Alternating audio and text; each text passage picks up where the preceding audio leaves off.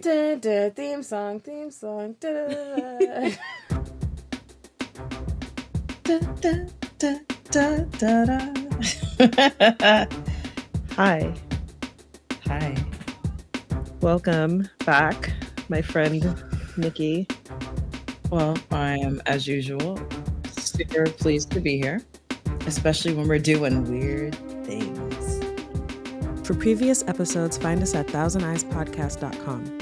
On YouTube, you can find us at 1,000 Eyes in One Podcast. If you'd like to follow us on social media, we are 1,000 Eyes in One on Instagram and Facebook, 1,000 Eyes Pod on Blue Sky, and if you're interested in our Speculative Fiction Book Club, follow Wine on an Empty Stomach on Instagram. I love this book so much. So much. Yeah, this was great. I'm so glad that you told me to read it because I read it really quickly and I was Hey, AK. taken aback I have so many feelings. from the beginning, really. I feel, oh, you know what? I wanted you to read, Oh, how about we introduce ourselves? I'm Tanya. I'm Nikki. This And is Wine on an Empty Stomach. this is our book club, and it's Book Club Sunday. And today's read is Victorian Psycho by Virginia Feito. And yeah, it's my favorite read of 2025. My favorite new book of 2025 too, honestly. I mean, I have to see what else I've read that just came out this year, but just one of those books. Oh, hello, train. Just one of those books that I couldn't put it down. It was like a Sunday afternoon. It was raining. I like dimmed the lights in my apartment. I was like, I'm just gonna stay on my couch and read a book because I haven't done like a physical copy, which is here somewhere, in so long. And I did. And from the very beginning, I was similarly taken aback. I was inspired. I laughed out loud so many times reading and listening to this book because as soon as I read it, I started it again. And then I was like, oh my God, is there an audiobook? And I started listening to that. And this thing's driving me nuts over here on this side. And I told Tanya, I kept texting Tanya. I was like, dude. And there were points in the book where I was just like, and I put it down and I got up and I walked away and I just shook my head with my mouth agape. And then I came back to it and finished it. Yeah. I read it while I was in North Carolina. I was in the middle of something when you told me to read it. And I was like, let me finish my library book so I can turn them in and then I'll get it. And then I checked it out at the library and I read it really quickly while down there and immediately bought it because I was like, yeah, I'm definitely reading this again. And then I started listening to the audiobook, but I have like 30 minutes left because I got busy yesterday when I intended to finish it and did not. But I'm going to listen to it when we're done with the stream. I'm going to finish it out because I love this book and I have to look at what my reads are for the year because it's easy for me to say my most recent read was my favorite read. But this is definitely up there. This may have been my favorite 2025 read. Do you have the prologue handy? I believe I can pull it up for you right now. Yeah, I'm looking at it. I want you to read it. Okay. People need to know. All right, opening it up on my phone. Virginia Feito. I see you, the queen you are. The queen you are. You know what's funny? Before you read that, the dedication in the book says, for Lucas, who puts up with my darkness every day. So shout out to you too, Lucas. Shout out to Lucas. All right, you ready for the prologue? Let's get it. Let me take a sip of wine from my goblet.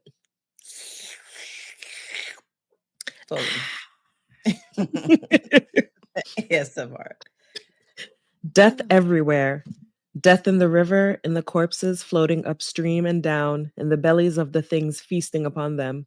Death in the drinking water, pooling into wells and unspooling within villagers as typhoid and cholera and diphtheria.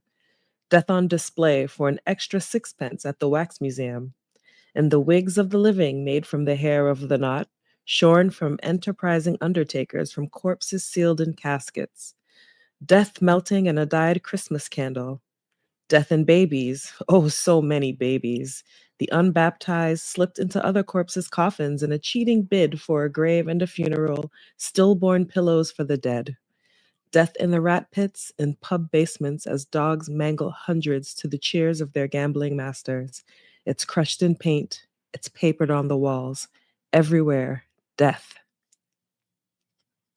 Ooh. Stillborn pillows for the That course. is Whew. hideous. Yeah. Hideous. I mean, I think if we were gonna trigger warning, content warning, y'all. Dead Oh, baby, there's lots of death. lots of death, lots of murder, Death of uh, innocence. death of not so innocence. So here's the thing. When I decided I would, well, when I was gonna reread this for this stream, I was like, you know what? She says so many unhinged things, like our protagonist, Miss Winifred Naughty. That I was like, I just want to like highlight some of these things. And then I found I was highlighting like every other paragraph, like entire sentences. And I was like, okay, this is not sustainable. Let me Yeah. chill. Um, yeah, I guess we should tell you who's in the book, right? Yes, who's in this book? So we have Winifred Naughty. She is a governess. She has arrived at Ensor Manor to take care of, these children, the Pounds' children, Mr. and Mrs. Pounds, and their two children, Andrew and Drusilla. Which is crazy because when I saw that name, I was like, I feel like I've only had an approximation of that name in Cinderella, because that was one of the evil stepsisters' names, which I'm going to double check. Drusilla. We also have a myriad of servants who are unnerved by Miss Naughty. Yeah, Drusilla. See, Anastasia and Drusilla. Close. Yeah, And no, the servants aren't into her. for good reason. I mean, so I don't know, are we doing spoilers? I think I don't know. It's like so tough. Let's see how it goes, because the spoiler is a really big one. Yeah. And I think, well, let's dance around it and see if we actually need to step on its toes. Okay. Okay. Um, what do you think of Winifred? We'll start there. Winifred is so just deranged that she doesn't even realize she's deranged. And I actually love that for her, because Yeah. she doesn't see anything wrong with herself. She recognizes that other people do, and that some of the things she does may be a bit difficult to explain when you really think about it. But at no point is she like, maybe I'm crazy. Yeah. I mean, I think I like so many things about her. One of the things I like about her is that she's funny without really trying to be, but Mhm. she's so incredibly observant of other Yeah. people, and just like ridiculously intelligent. She has so much knowledge because she's got literally a morbid curiosity about the world. So she's super highly educated. Um, and I don't know, I think she knows that something about her is different. Well, I think she says it, right? She knows Yeah. she's different from other people. She knows Mhm. she sees the world in a different lens. And sometimes I don't think that I would say that she doesn't understand why they don't see it that way. She just claims it as her own singular darkness, which I also Right. But appreciate. yeah, but in the darkness, I feel like she probably wouldn't have called it that if she didn't have her stepfather calling it that. Right. What's She's just grown to understand that, oh, okay, that's my darkness that he was telling me about. That's what that must be. Yeah. It's like one of the highlights I have is when she's arriving to the Ensor Manor, and she's sitting with the coachman or the footman or whoever he is. And she, she's like, yo, so what are the masters like? Like, are they cool? Are they not? He's just kind of like, eh. And she says, we've only just met, but I can already sense a decadently slow mind behind his vacant eyes. And I was like, okay. So she's funny, amazing. But then, like later on in that page, when she gets out of the carriage, she says, my boots land in mud with the squelch of viscera squeezed in a fist. And I go, what? What? What? She says so many things like that, just Yeah, like in passing. in passing. And I was wondering if our dear author, Miss or Mrs. Virginia Feito, had like a list of similes that she just kept Just gotta collecting, like get a this in there. notebook of similes, because so like I wrote them down because as I was listening, it's like when you're reading, you like process them, but hearing the oh shoot, we're good. I had to get the narrator's name because she did a great job. Um, thank you for looking that up. But as she's like talking, when you hear the narrator saying these things, the similes are jumping out at you more and more and more. It's Anna Burnett. Anna Burnett, like she says something about something being creamy and soft like brain matter, but it turns out it was just creamed spinach. Yeah. Oh, or she said something, it escaped from his lips, slick like an organ. And I was like, yo, or their mouths puckering like little like little assholes. Brilliant. Like so many similes that made me go, "Oh my god." Okay, because if you read Brandon Sanderson's The Reckoners, there, there's a character in that who doesn't do similes, he's into metaphors, and all of his metaphors are garbage. Like she would eviscerate him, probably literally and figuratively. So yeah, just listening to her talk. Whew, One of Lord. the things I enjoy too about her just complete and utter madness is that as she's telling us this story, she's casually mentioning past murders. Yeah. Like she's a straight up serial killer, but She's I like don't think she sees herself that way. she's a psychopath. I think that like I didn't when I was reading, okay, I saw this book in a stack of books, somewhere where I can just take, where books are available. I'll just say that.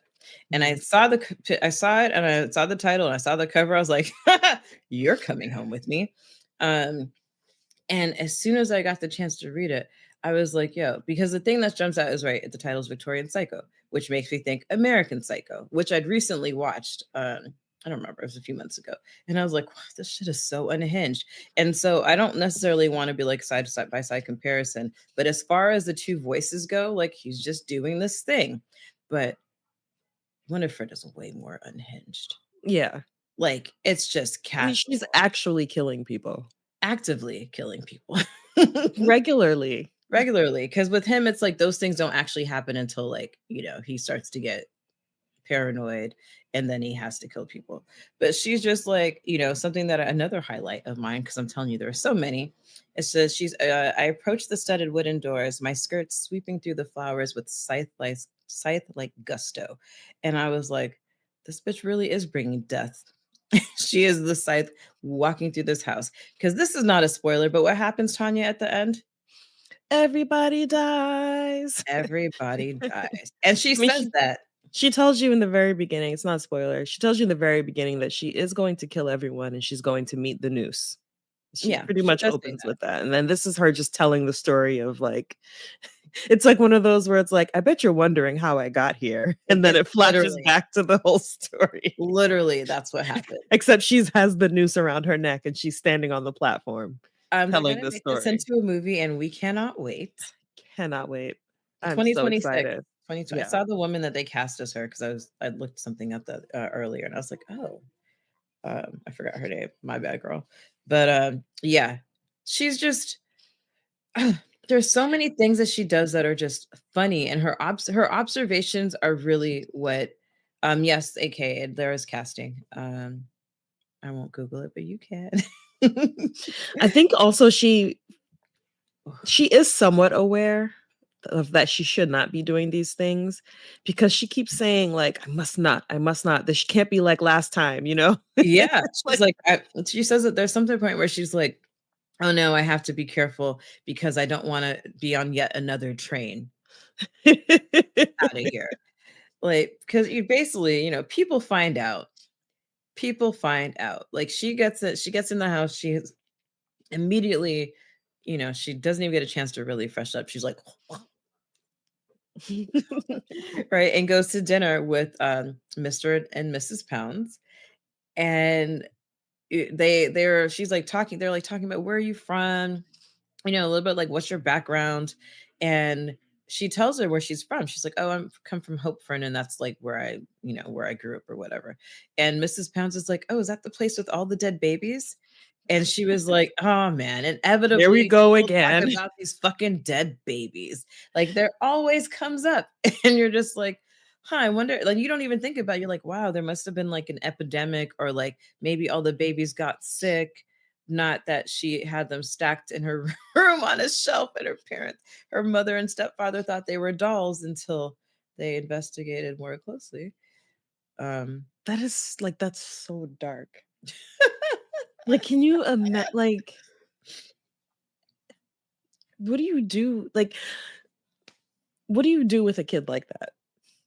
What do you I do? Did That's you what the drown mother it? was. Like, I mean, I yes, her mean, mother did her mother attempt tried many to kill times. her multiple times And, like, I because kinda get it, 'cause like, she's killing babies and keeping them as dolls because she thinks they're so cute. Like, that's yeah, the and the thing is like, everybody is unsettled by her. They don't know what it is really, but they know that just they feel something is off about her.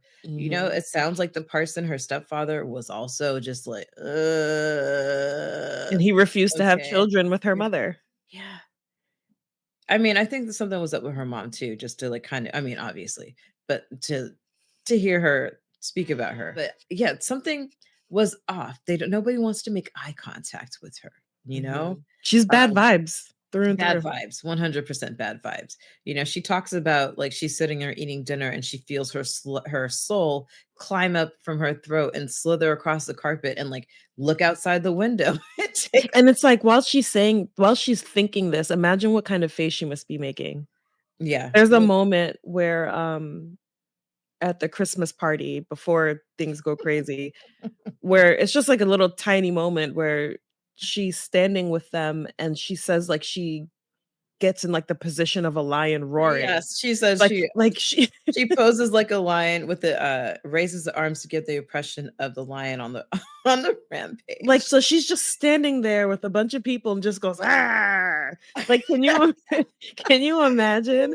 And Mrs. Pounds just, like, grabs her and pulls her arms down. And she's But, like, like, "Bitch, what is up can with you you?" imagine, like, your And she govern says that, and I'm glad that you brought that up because she says that, like, many times, like, "I need to like, what is my face doing?" You Yeah. know, or like, "I have this fake smile plastered on from when I put it there this morning," or, Mhm. "I had like I'm moving my facial expressions furiously to, like, dial in the one that's supposed to be there." And Yeah. you're just like, "What the fuck?" So she comes in, and I think, like, the best part, one of the most charming things to me about this book, uh, are the names of the chapter titles. Yeah. I love how Oh often she's terribly unimpressed. oh my god, she says that so many times. Let me read the titles. "In which I arrive at Enzer house, in which I meet my charges and I'm terribly unimpressed. Of one Mr. Pounds, in which I am invited to to stay in the kennels." Like, what? So fucking crazy. But let's talk about Mr. and Mrs. Pounds. Mr. Pounds is exactly what you expect of a Victorian gentleman who has never worked a day in his life and has inherited all money and thinks that women are feeble-minded and that education is a terrible, terrible, terrible thing for them, and it ruins their brain. And he's And a he's also very much into phrenology. phrenologist. Mrs. Pounds on and just like pompous and confident for no fucking reason other than Mhm. he's really, really rich. Mrs. Pounds, on the other hand, is just a blossom of insecurity and spite. Oh. We don't really find out what happened to the governess before, but we all have the suspicions that she Well, was she sent she away yeah, she kinda for. says she has, like, this one line where she says that tells her, like, "Your governess was too stupid not to follow people into the backs of pubs." So I think Mhm. that kinda tells us Yeah, what happened to like, the previous what governess. happened? And that's We after don't our. have to get into why she wanted this job so bad, Yeah, but yeah, yeah, she needed yeah, this job. yeah, yeah, you know? So, and I think the other funny thing about this book is that there are so many other highlights that I didn't highlight because people are just like, Mhm. I imagine if they give this book in like an English class in college, probably that people are just like Oh my God, look at the symbolism, look at the foreshadowing, look, because it's chock full of all of these things. But yeah, she has dinner with the Mr. and Mrs. Pound. She's like, whatever. And then she meets their children and she's like, oh my God, these motherfuckers are so stupid and Like the so worst kid. spoiled. The worst. Like she calls the little boy stupid to his face on the first day. He's like 8. Yeah, they're like walking. And this is where, I mean, there's so many times where you're just like, oh my God, this bitch is kind of crazy. But they're walking through the gardens and they're talking about nature. And she's like, oh, look at this bird's nest. It's like, it's a robin's nest, but this big egg is a cuckoo's nest. And, she talks about the type, like the category of bird a cuckoo is and how like the little one will get up and like knock the other eggs out of so that's what cuckoos do, right? They trick the other bird into raising their children for them, which I'm kind of into actually now that I think about it. But he's like, "Oh, yeah, cool, whatever." And then they happen upon a deer that is injured.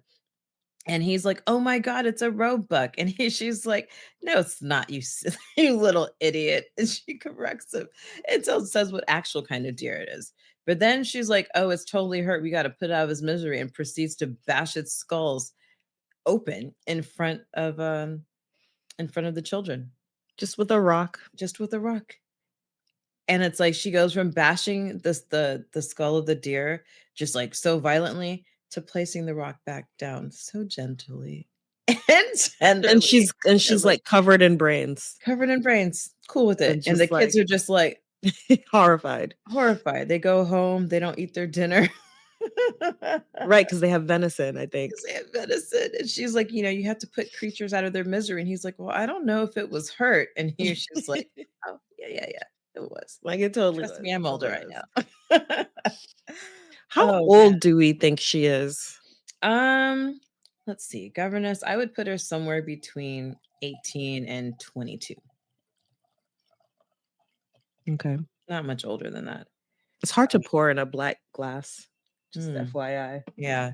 When you have to go by the sound of it filling up. Yeah. I was like, that's why I was like leaning over, peeping in. Anyway. Yes. So she's got these kids. And basically after that, we actually she does so many crazy things that it's really kind of hard to just talk about one of them because we could just keep going with like all the things that happen within a chapter. Yeah. Like that first morning where she wakes up and she wanders into the kitchen. She just snorted. Thing is, so she does crazy things and people catch her all the time. But when she's like killing people, for some reason, she just keeps getting away with it. Keep getting away with it. And it's like always by accident. You're And always she waiting. says this. Yeah. She says this like mid-kill, She kills, I forgot, was it after she kills the maid who brings her the warm milk all the time, that whose ear she licks. She kills her and like she's the Mrs. Pounds comes into the room and she's like stuffing her behind a desk. She's on her hands and knees, like pushing her behind a desk. And she's like, Mrs. Pounds is unfazed at the fact that the girl is on her hands and knees. And then she stands up. And when Mrs. Pounds walks by her, she like wipes the blood on the hem of her skirt. And then after she leaves, she's like, okay, I got to get rid of this body. And she's like, well, do I leave it here or do I like drag it down the hall? And she's like, well, if I drag it down the hall and put it with the other ones, I might get caught. And she's like, oh, but you know what? That's always my paranoia and never has it happened. So I decide that I'm going to chance destiny. And she drags the body down the hall and doesn't get caught. Yeah. And it's like, what do you mean with the others? How many people have she hidden it? Like she's hidden at least 4 people in that attic. Yeah. By the time she kills the maid. Yeah. And it's just like, we keep getting hints at, okay, we know that the book is called Victorian Psycho. We know that it's like a Gothic novel set in a Victorian setting. But I don't think, even if I had known, I guess I must have read. It was one of those things, don't judge a book. I judge the book by its cover and its title. And I was like, that's enough for me. I don't even know if I read the back. And it's just like, even if I had, I could not have been prepared for any of the things that happen. any of them. You know, I mean, I said this in our description, but it made me have to think about myself and just why I was enjoying the story so immensely because I laughed out loud so many times. So funny. So funny. Now I want to read Ms. March or Mrs. March, the other book by Virginia Yeah, Feito. definitely gonna read what else see what else she has so I can read it, because if it's anything at all like this, like, put it in my veins. I'm so looking forward to it being a movie. Me too, because at like knowing that now, I like you envision things when you read a book, but like I can just like step by step. It's like she'd written a screenplay already, and she is the one who was writing the film, which I'm Mhm. super excited about. Mhm. And Tanya told me that I read it again in that article, and I was just like, yo, I and she's always got shit to say about people, you know. What is that? The housekeeper has a wandering eye, and she's like, I wonder if I wish I had a compass so I could see which direction it was at the time. you know, or I just so many things like that. Or she's like Vir- Virginia, Winifred walks by her and her dress touches her arm, and the housekeeper like shrinks back and draws her hands away, and she says, Mrs. Abel, I muse, is a woman who has never held a penis. And you're like, Well, there's a moment when she's thinking about a man who proposed to her and how she Mhm. couldn't marry him because he talked to a baby like he was a baby. And, she said that he suckled her breasts with the fervor of something that I can't remember. I wish I could. And Yeah. that his testicles had spent some time in her mouth, and Yeah. that he had been inside her up to the elbow, but talking like a baby, she just could not abide by. No, that's where she drew the line. Because I mean her thing about babies is, and she says like, why do people care so much about little kids? She says that it's become out of fashion to slap them. Yeah. Suddenly there's all this like people care, and she's like, well, why do they care? They don't care about them when they're grown up. I don't understand. They don't even earn their fucking keep. And She's like, they're just smaller humans. they're just smaller humans, which they are. Um I was just reading something. She's like, sensing eyes on me, I turn, anticipatory smile in place, and she's met by her own reflection. Um, and she's just like, man, babies. So, she didn't just happen to be a grown-up who does these things. As we said, she was fucked up as a kid. Mhm. Um, Maybe it was the laudanum, but I don't know. Well, no, because remember, before the laudanum, she didn't even cry, and her mother thought something was wrong with her Yeah. because, yeah, she doesn't. Yeah, like, what do you mean this baby doesn't cry? Because it just sits there and just like observes everything. And Uh, we had said before that she didn't feel pain, but it wasn't that she didn't feel pain, because she did say she felt it, like yeah, a sharp pain. it's It's just fear. for some reason she doesn't feel fear, and for some reason the pain just does not register Yeah. as something that's that bad. Yeah, because she encounters a man, encounters a man comes into her home who has rabies, who she's been like clocking, was like peeking in the house because he's looking for her stepfather. And he's asking for it, and she's like, oh, he's like foaming at the mouth. His eyes are kind of red and yellow and brown and shit.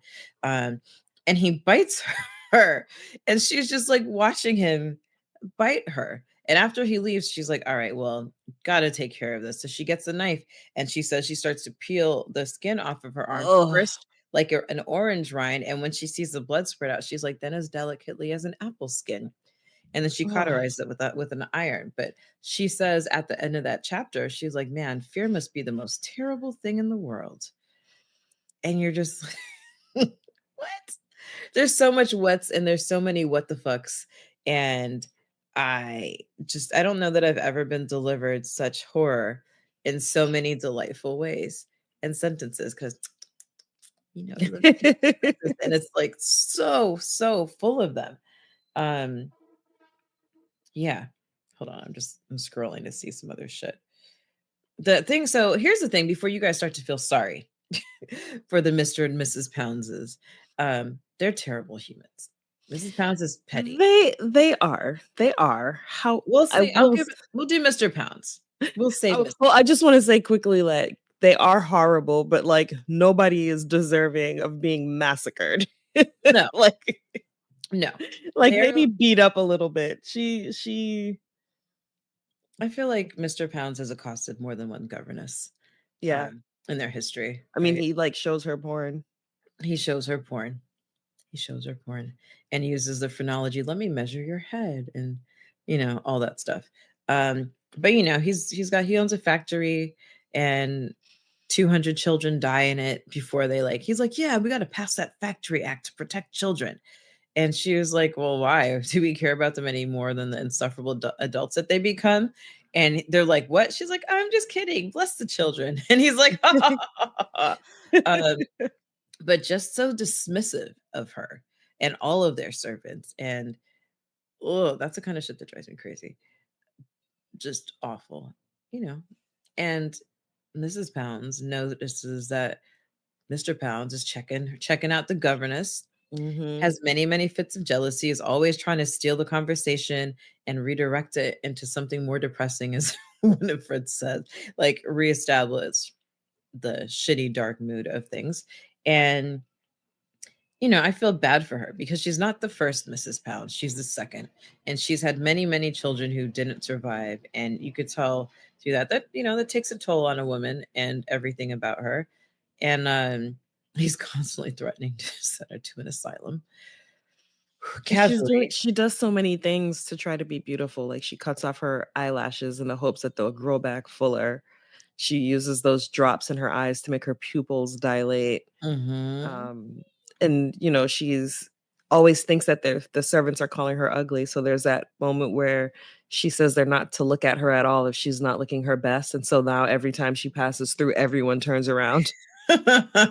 Yeah, she turned their back on me when I'm not looking the best, which she just keeps setting herself up for deeper and darker depressions.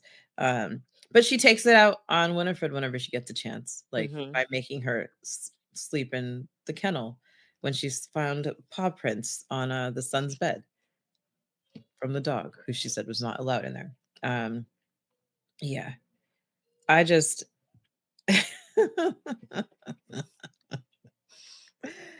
so she gets bored. And she says a couple times, she's like, "Hey, I can't leave here yet. I don't want them I don't I have I've got there's something I got to do. I can't leave here yet." And as she says stuff like this, we keep getting her flashbacks. Like the time that she was expelled from school, or as she said, invited to leave. Because she's the only one who didn't get sick after the incident, in caps, the incident. And the book is so it's breaking the fourth wall, right? She's like, "All right, dear reader, I know that you're like, what the fuck is the incident? You must be asking yourself, I keep mentioning it, and you want to know." And whew, once upon a time, when she was in a school for girls who would inevitably grow up to become governesses, she, you know, was starved for affection, let's say, but all the girls were like, "Ah, this one is weird." Like Tanya, And they were right. bad vibes, because she was, like she licked a girl's mole because she thought it looked like a chocolate drop. She would do weird things like sniff or whatever. And one day she was sitting in class and she looked out the window and she saw a crow on a tree that just fell off. And because they weren't allowed to go outside, or very rarely granted permission, she waited until everybody was asleep and the woman who's supposed to be keeping an eye on them was drunk and passed out. And she crawled around outside until she felt the feathers and brought it back in.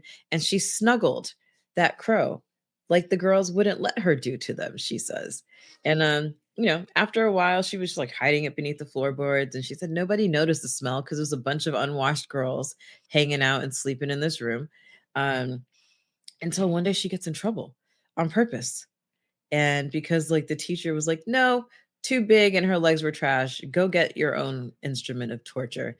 You know, a little a little switch. She Yeah. goes and she goes up to her room. I think it was Easter Sunday or something, the Easter Mhm. meal. Goes in the room, she grabs said crow, goes to the refectory, she said, and basically puts the crow on a plate and covers it with all the rest of the food. She's flicking the things in the puddings, and there's maggots, and it's gross, so disgusting. And then the girls come in after class is over, after teacher beats her on the back of the neck. Which what? I had never heard of that before. What a That's terrible crazy. thing, right? Beats her on the back of the neck with the switch, and these girls dig in and eat all the food. And then later, there was just, I was wondering how you read this part, because I know that you're very sensitive to things coming back out of the stomach. Yeah. I just at the thought of it, like even now, I feel like my throat constricting Mm. at the thought of eating.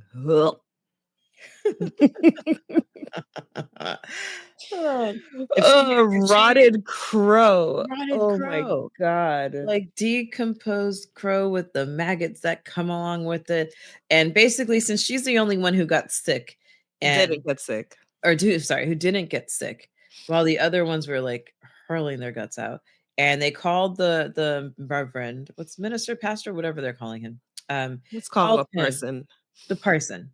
I think it's parson, right? They called the parson, and he was like, didn't seem surprised. He Mhm. was like, whatever. And from thus thenceforth, she was homeschooled. They said they couldn't prove it that she They did couldn't anything, prove it. but And everyone just kinda knew. because she didn't get sick, like, you know. And it's just they just knew. Like, they were like, "It has to be her." Weird. It's just the type of shit she would do. Yeah. Like, so weird. So weird. There's a thing that happened in an earlier chapter, but it's just, you can see how, like, she says, my soul turns its curdled, stinking head towards us and says, I do believe I should be quite comfortable or content here. And you're like, I can't wait to see her soul sneaking around the ground, Yeah, around the ground. I'm so interested in how this will translate to screen because we're in her head for the entire story. Mhm. And obviously, it's not gonna be a movie where she's just narrating Yeah. with visuals. Oh, and there's just like so many things that stand out. Like, I can't wait to see what they do with the color red, because she is obsessed. She's constantly commenting on the color red. Like, what level of blood does it look like? Uh, Yeah. Whether it's like the woman who's on the clock that's at home, or the way that it looks on Andrew's teeth Mhm. after he gets kicked by a And horse. the blood on the concrete floor. Blood on the concrete floor, right? Just so many things like that. The other thing that I picked up the third time that I was reading it was, she's got this obsession with haunches. Like, she's always talking about the haunches of the horse in front of her when they're riding on the carriage, when she thinks about the stable, she's like, all those velvety haunches. And, to the point, the event in which she slowly sinks her teeth into the haunches of a horse, causing Andrew to get kicked by this horse. And, Like, his teeth ruined for his life. who just goes up and bites a horse? You know how crazy you have to be to just go up and bite a horse? Yeah. I remember the last time I saw a horse was in February when I was in Phoenix. And I love horses, respect them as a being that is super intelligent. And I walked They're up. the source of protein. I feel like you have to say that again, but in Dothraki, or else it doesn't count. And I just walked up to this horse, and I like kept my distance, because I'm like, things are, you treat it like a hippogriff, right? Like, I need to be invited. Like, or do I bow? What the fuck? So I walked up to it, and it was just kind of like kept coming like closer to me, until finally I like put out my hand, and then it was like sniffing me and giving little horse kisses on the cheeks. And I was like, oh. Oh, But I can't imagine biting it. Like, do you know how big a horse is? And they right. kick. They kick. But she's crazy. She's crazy. Like, I when we like say she's crazy, you guys, we don't just mean, and, like, she keeps she's she crazy. keeps reminding us through the story, like, she'll, like, she says something about Andrew's teeth, and they'll remain that way until his untimely death. Yeah. Like, she just keeps reminding us, like, "By the way, no one is gonna survive this No one, story." like I said, in 3 months, everybody's gonna be dead. Yeah. And then you have to like think about it. Like, especially when you read it the second time, you're like, okay, 3 months, where are we? And she announces, okay, I've been here a month, and everything is the fucking same. And I'm so bored of everybody because, like we said, the children are unimpressive and just so stupid. And the parents are insufferable, and the servants don't like her. And she just spends her time, her free time, walking around, like, basically haunting the manor. Yeah, Doing weird literally shit. haunting. Like, people are like, Goes "Oh, to I felt people's this rooms at presence in night. my room," and, like, watches them sleep. Um, or, like, when the kids fell asleep that first night, and Tanya, what did she do? She went and licked their fingertips one by one. Why, Winifred? Why? Like, this is my face the whole time I was reading this book.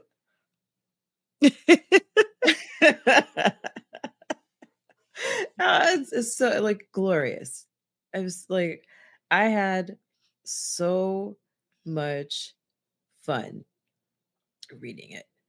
And none of them woke up. No, AK, that's not true. People would wake up and be like, oh, there was a point in which she snuck into this couple's room over the Christmas holidays. And the wife wakes up, she's like, I think there's somebody in the room. The husband's like, whatever, like rolls over, goes back to sleep. And then they're both like, wait, maybe. And eventually they settle back and go back to sleep. And she's He like, basically tells her, like, "You're being ridiculous, just go to bed, there's nothing in here." Meanwhile, there's a whole person in the whole corner person. And crouching. she's like, they both avoided, like, narrowly missed making eye contact with her by the wardrobe. That's so scary. Cute, like, granted, okay, you live alone. So, like, if you woke up and made eye contact with someone in your room, it would be particularly scary because you Oh, live yeah. alone. I mean, I But, have a like, fear of people crawling through my window, It's just I've very woken real. up I've woken up to the big child standing in my doorway in the Yeah, middle of the night. Like, I yeah, woke up and I rolled over and he was just standing there and I screamed because it's yeah. like, so can you imagine, like, Yeah, that's what kids a do. It's figure crouching, an adult-sized figure crouching in the dark in a corner of your bedroom? dude. My nephew was here last week, and we were catching a super early train, and he comes into my bedroom, he's like, "Auntie Nick." And I was like, "Oh, right, there is someone else here." He's like, "Are you asleep?" And I was like, "No," because I was supposed to be awake already. I was like, "Yeah, no." But, like, even with the younger one, like, they'll just come into your room and then just look at you. Mhm. And then you open your eyes and you're looking into the eyes of another person, and that shit is unnerving. It's Um very unnerving, and that's, like, with just a kid that you know and love. Now imagine just, like, a person you don't even know who it is. I've It's done just that to an crouched in your ex-boyfriend bedroom. before. Just You like, crouched in the shadows in his bedroom. no, just stared at him until he opened his eyes. "Nick, what the fuck?" Like, that's what they say every time. Oh my god. Yeah. Um, yeah. People come should we talk about preserving reputations and innocence? Like, just to be like, there are so many things that happen that she just kinda lets slides that anybody else would be like, "Oh, wait a second, we need to address this." And she's like, "Oh, whatever." Like, so basically, Mrs. Pounds, Mr. Pounds is getting sick of her shit and being so jealous. And he's like, you know what? Let's get a portrait painted of you. Mm. Boost up that self-esteem a little bit. And Winifred calls it, she's like, that painter's a bit of a lecher. Mhm. Okay. Okay. And one day she catches him behind a curtain with Drusilla, who is, how old is she? 13, I believe. 13? She's old because she's older than Andrew, but she's Mhm. not the heir because you all know how patriarchy works. Mhm, Um, mhm. and she catches them behind a curtain, and the painter's got her hand in his hand. And she's like, oh, my bad. Closes the curtain and walks away. And I was like, she's really just gonna leave them there? And then Drusilla comes back to class in like the classroom and she's sweating and shit. And like you were only led to really like, what the fuck happened behind that curtain? She really just like left them there Mhm. after she suspected him of being like, a pedo. What?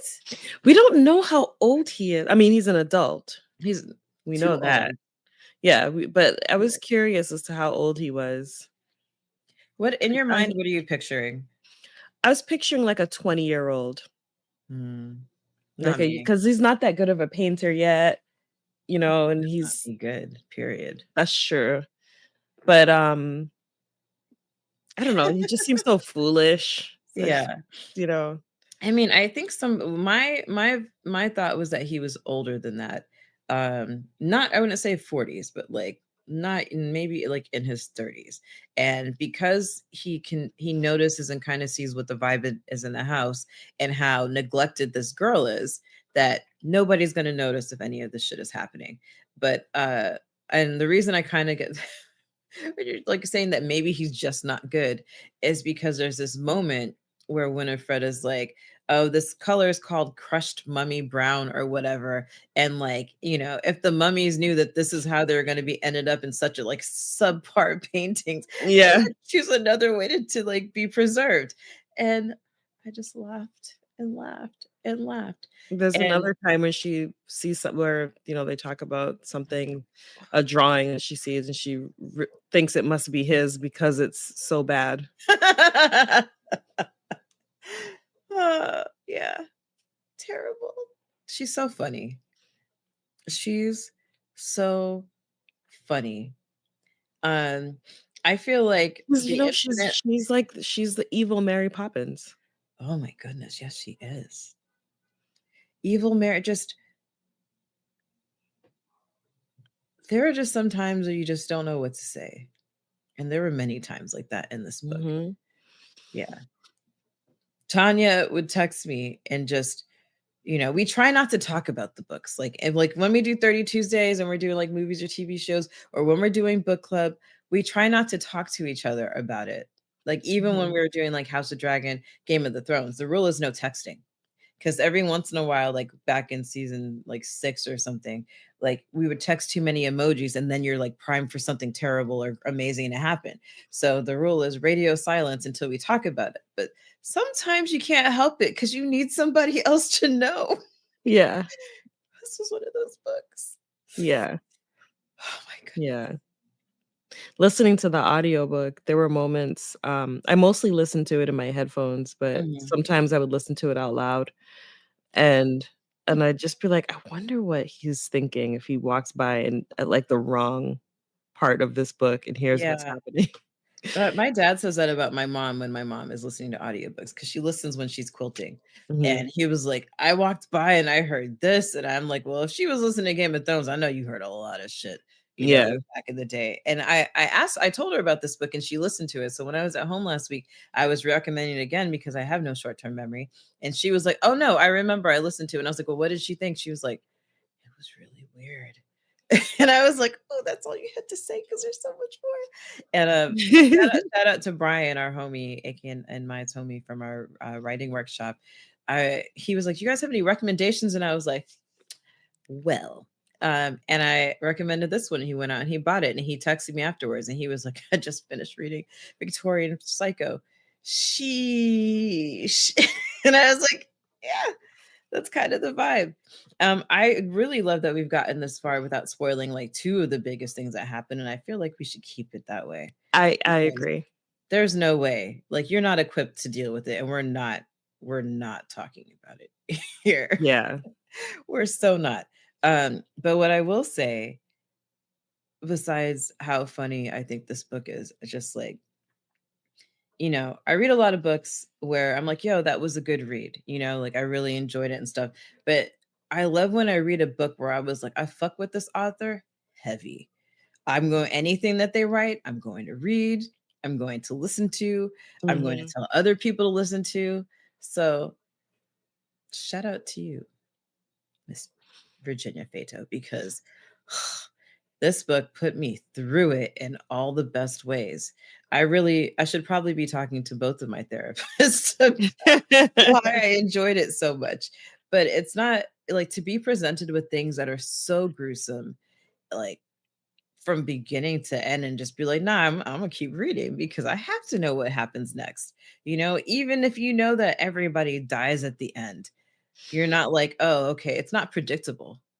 No. Unpredictable. And, again, you go into the story, she tells you from the very beginning, like, in 3 months, everyone in the story will be dead, Yeah. and you still read it as if, like, something's gonna change somehow. You Yeah. know what I mean? There's no way. I mean, I think it's not spoilerish to say that, like, there is, like, a super action-packed scene towards the end that is amazing. It's, like, amazing to read because it's just like bop, bop, bop, bop, bop, bop, bop, bop, just beat for beat for beat for beat for beat. And, this is another reason why I'm so excited to see it on the screen because it's just like one of those ridiculous action movie scenes. Like, oh my god, what's the one that we love with the umbrella and the secret spies that are British? The Kingsman Kingsman, right? Remember that scene where he's, like, in in the the bar church. and he Oh. grabs the beer glass with the umbrella and then proceeds to Mhm. kick everybody's fucking ass? It was like that. I could just see it happening so fast to, like, was it See, I was thinking, like, the 1994, church scene 1993? where Oh, they, yes. you know what I'm talking about? The church scene where they, like, make everyone suddenly go crazy. Yes. Yeah, that's a good one too. But it's like that. It's just so action packed. The first time I read it, I was like, you know what? The lights are already down. And so then I found like a dark, like gothic playlist on Spotify and I just put it on in the background and it was just like such an immersive experience. And yeah, it's just like I'm gonna smile like this every time I tell somebody about this book because it's just amazing. Amazing. I haven't been this excited about a book in a while. And I love all the books we read. Yeah, no, Maybe this not was this really excited about something that wasn't Brandon Sanderson in a while. No no, shade, this everybody else. was a really, really good read. Yeah. It left a mark. Absolutely. Really left a mark. Huh. You do Anything else not to come say? out of this the same. No, not at all.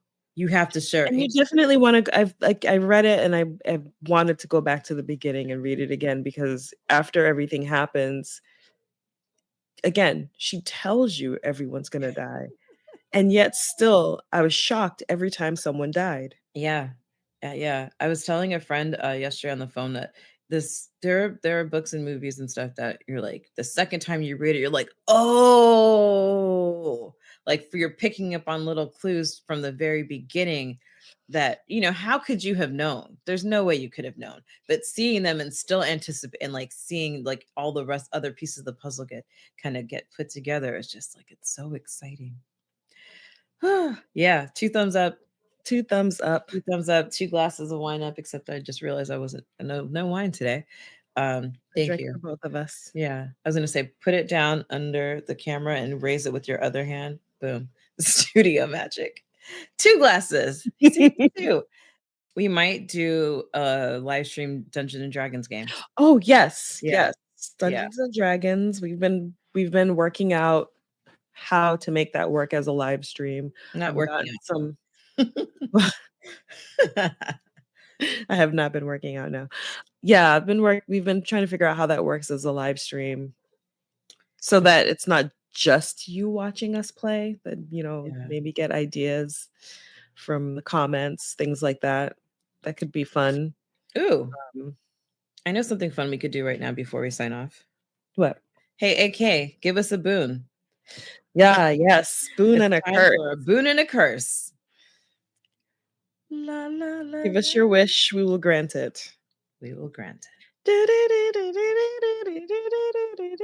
Man, I would love to just keep talking about this book and spoil it, but I I'm not gonna do it. I know. feel like it's just some things you just can't spoil. Like you There's need you the need to experience it yourself. absolutely. I know Absolutely. exactly one of the things that we didn't even dance around because one must experience it for themselves, and when Yeah. the stream is over, you and I can Oh yeah, speak we're gonna about talk it again about it. We're gonna talk about it because there are a because few things now that I've been reflecting, and and I for such a short book, it is really packed.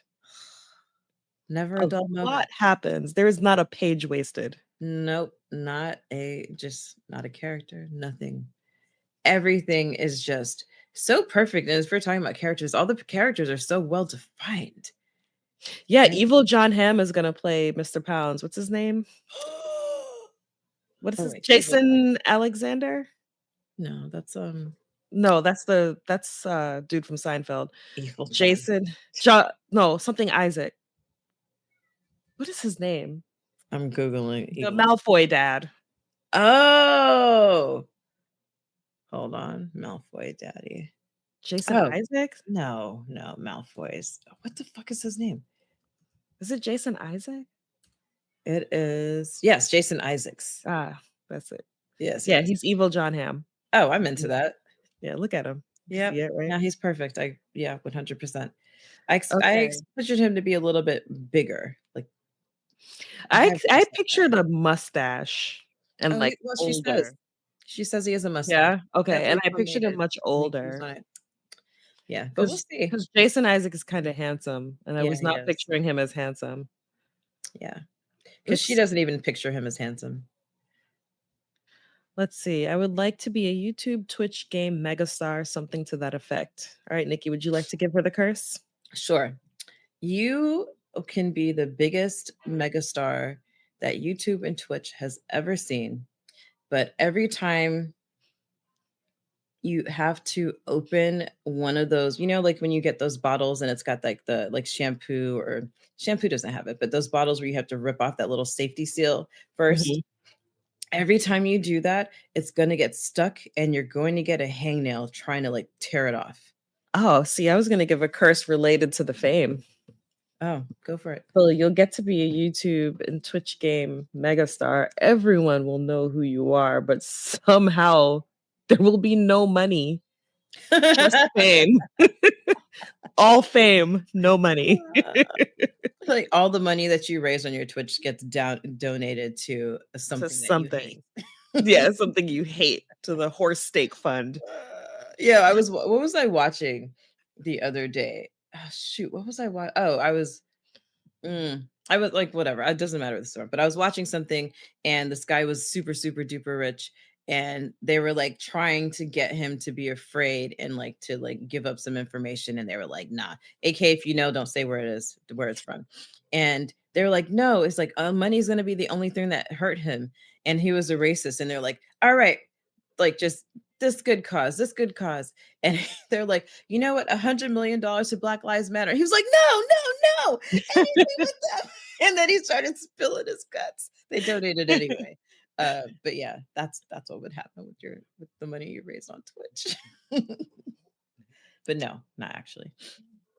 Well, Well, that has been our stream. Please read Victorian Psycho by Virginia Feito.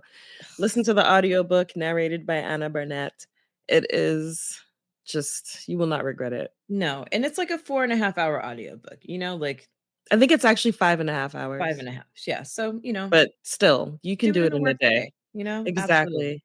Get good headphones and not Oh. AirPods because those die in like an hour or 2 hours. Oh, you know what? I did know that he narrated Emergency Skin because I actually listened to that a lot. Hmm. That's so short that it's not enough to do an entire book club about, but it's one that I would absolutely love to talk about. Well, then we could do 2 short stories. Okay. Yeah. There's also another one from Never Whistle at Night that I want. Even though we've done that book already, Mhm. there's another short story in there that has haunted me ever since I read it that Which I one? want. Um, the one with the mom who has the 2 babies and one of them has more native blood than the other. Oh, yeah. Yeah. Yeah. Yeah. Yeah. That one has haunted me ever since I read it. I read it and then I went and found it in the audiobook and listened to it and then I listened to it again. Yeah. And yeah, I Yeah. would love to come back to that. I love it. What other potential books do we have? Do we have anything that we've been I feel like we've been so focused on Shigiri and Victorian Psycho that we Oh, haven't really talked about what else we've been reading. Are you reading anything right now? of course I am. Of course you are. What am I asking? I'm gonna ask you this Saturday too. I am I have to reading fill out my Goodreads. I don't know if I have it connected on my laptop. I still have Weird Black Girls. Have not picked it up in ages, but I'm still reading that. I do intend to finish it. I'm still reading Skin Folk. I'm almost done with it. That's the short story collection by Nella Hopkinson that has Glass Bottle Trick in it. Mm. Yeah, so I'm Um, almost done with that. I'm reading Moon Witch Spider King, which I took a break from because I was having to travel to Comic-Con and my bag was too heavy. And so I only wanted to bring my Kindle. So I started the Book of Night Women, which is a heavy, heavy read and haunts me as well. So that's what I have going right now. Let me see what I've read this year. Ones that I've got going. I'm reading. I just jumped back into An Air of Darkness and Ruin by our homie Mina Brower. I've got a couple of short story collections going on. One of them is Songs of Love and Death, all original tales of star-crossed lovers, that George R. R. Martin edited. I've been reading Zero, the biography of a dangerous idea. Which one, AK? Damnable Tales, a folk horror anthology, which I've actually really been enjoying. And what else? And I Do Not Forgive You, Stories and Other Revenges by Amber Sparks, which I've also been enjoying because it's unhinged, but like, you know, like, I don't know, like little short, so I wouldn't even call them short stories. I'd call them like vignettes. And I'm sure there's something else that I'm reading that's not actually in my Kindle, but I can't think of it at the moment. So yeah, lots of right now, like lots of like shorter things. But I'm trying to, yeah, I don't know. I think that's what I can say for now. Because I'm sure. I mean, my list of currently reading, because I go back and forth, is pretty big. You know what else I am reading? I went back to the Nuru, second book. Oh yeah. Yeah, I went back and I started reading it again because I've had enough time to like get over the repetition. I am the Nuru. We know. And then I think when going back to it, it just lets me appreciate just how young they all are. Yeah. That's always my struggle with YA is like you're in the minds of teenagers. Yeah. And it's like, oh my God, shut up. But then I'm like, oh right, they're teenagers. These are not adults. Yeah. Yeah. I too was once young and insufferable. That's what they say. I don't believe it. I thought I was. Of course not. The end. Good night, everybody. For previous episodes, find us at thousandeyespodcast.com. On YouTube, you can find us at 1,000 Eyes in One Podcast. If you'd like to follow us on social media, we are 1,000 Eyes in One on Instagram and Facebook, 1,000 Eyes Pod on Blue Sky, and if you're interested in our Speculative Fiction Book Club, follow Wine on an Empty Stomach on Instagram.